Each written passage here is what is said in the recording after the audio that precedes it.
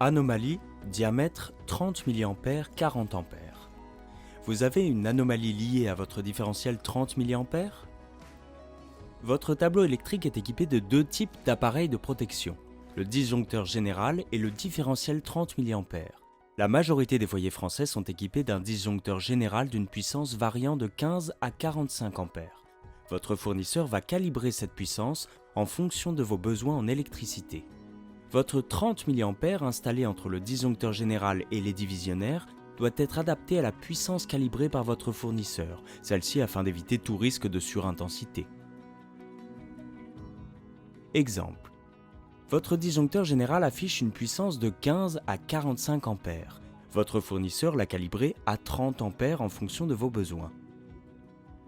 Vous avez sûrement un DDHS 30 mA d'une puissance de 40 A. Votre 30 mA peut donc supporter la puissance émise par votre disjoncteur général. Alors pourquoi cette anomalie existe-t-elle? Si vos besoins en électricité augmentent, votre disjoncteur général va fréquemment couper votre installation. Votre fournisseur d'électricité doit donc augmenter la puissance de celui-ci. Dans notre exemple, le calibrage passera de 30 A à 45 A.